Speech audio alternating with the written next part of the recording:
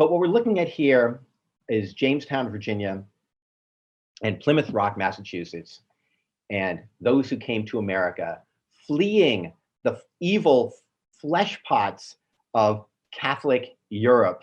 And of course, what the pilgrims and the settlers forgot, most of all, the thing they forgot was money. And that's why American money in particular has been so revolutionary on so many levels, because it starts with having to create it from scratch. They did not bring enough gold. They did not bring enough silver. And so the settlers all of a sudden had to start printing paper money. And they started paying in anything also. They would back their currency with rice. They would back it with rum. They would back it with sugar, or they would simply back it with nothing. And they would start printing these South Carolina $60 or this 1/3 of a dollar. So from the start, America is very open to all sorts of newly created value. The idea being we need a media of exchange, so we will simply create a media of exchange. And when Alexander Hamilton finally creates the dollar in 1792, he says, this dollar can be backed by either gold or silver, either one you like. And also, we're going to have these dollars, but actually, what we have more than dollars is debt. And because Alexander Hamilton believed that debt was a good thing for the nation, that debt would actually bind the nation together, everybody knowing that they were in the same boat. So what we see in the history of American dollarhood is a struggle. The dollar, again, trying to set itself free from anything that would hold it captive. So in other words, what we're seeing in the long line of money is this impulse towards security, towards status, towards getting what you want out of life, towards creating the ending of the story that you want, and using objects such as shells or livestock or wives or gold coins to hold that idea, metaphors of that idea. And the struggle of the dollar through the entire 19th century was to free itself from gold. And we can see this most clearly in the most famous Democratic National Convention speech ever given by William Jennings Bryan in 1896, when, of course, he went back to the ancient Christian metaphors of money, saying, you shall not crucify mankind upon a cross of gold. The dollar, he felt, had in 1873, President Grant had put the dollar back on the gold standard after Lincoln had created hundreds of millions of greenbacks, that is unbacked paper money, to win the Civil War.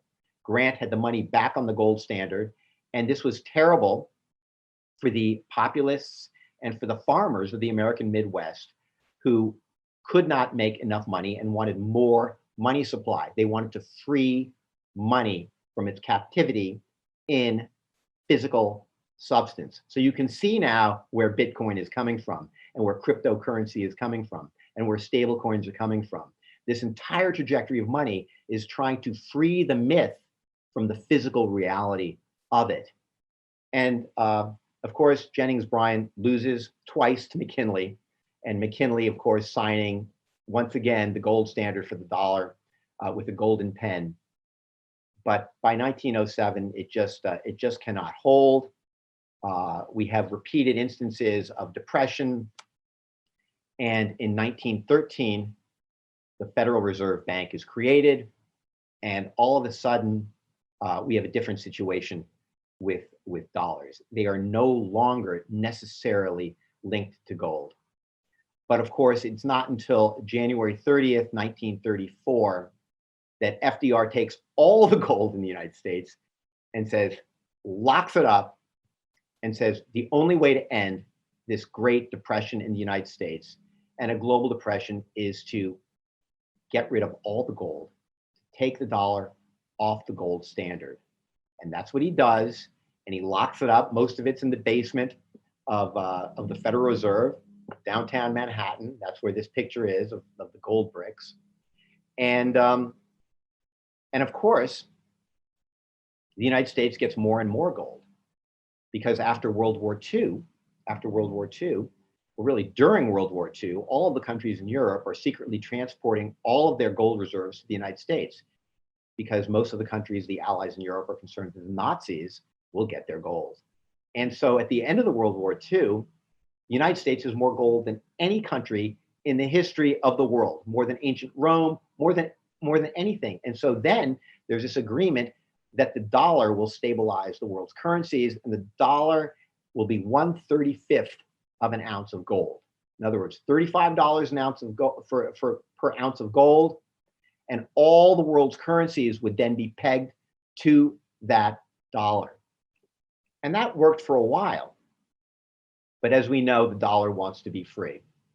And so ultimately, push came to shove in 1971, when it was discovered rather belatedly that there were 7 times more dollars in circulation globally than there was gold to back it up. And there's Richard Nixon in the middle. I'm going to take my cursor to President Nixon. There's his Secretary of Treasury, John Connally, from Texas. There's Paul Volcker, who would eventually become a very famous head of the Federal Reserve. And on Friday the 13th, August 1971, Nixon and his men finally floated the dollar. In other words, they said the dollar has no relationship to anything physical whatsoever. The dollar is just a story. The dollar is only the quote unquote full faith and credit of the United States. The next day, 2 days later, Sunday night, 9 o'clock Eastern Standard Time, Nixon went on television and he said that he was going to temporarily suspend the convertibility of the dollar into gold. But of course, it has never gone back. People feared at the time hyperinflation. People feared that the dollar would run rampant, that the Soviets would destroy the United States because our currency would die. But in fact, that was not the case.